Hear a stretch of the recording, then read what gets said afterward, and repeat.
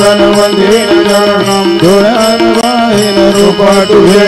प्रेमे आलिङ्गेन अनन्तकोटिन भावेन वाणेन भनेन नाम त्वमेव माता च पिता त्वमेव त्वमेव बन्धु च सखा त्वमेव त्वमेव विद्या द्रविणं त्वमेव त्वमेव सर्वं मम देवदेव कायेन वाचा मनसेन्द्रियेण वा बुद्ध्यात्मना वा प्रकृतिस्वभावात् करोमि यज्ञं सकलं परस्मै नारायणाय तु समर्पयामि अच्युतं केशवं रामनारायणं कृष्णदामोदरं वासुदेवं हरिं श्रीधरं माधवं गोपिकावल्लभं जानकीनायकं रामचन्द्रं भजे हरे राम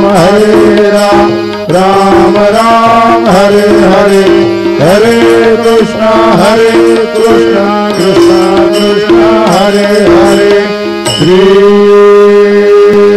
गुरुदेव दत्त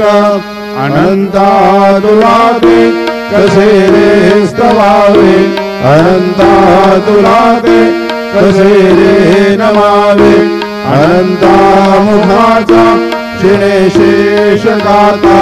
नमस्कार साष्टांग शेषायनाथा।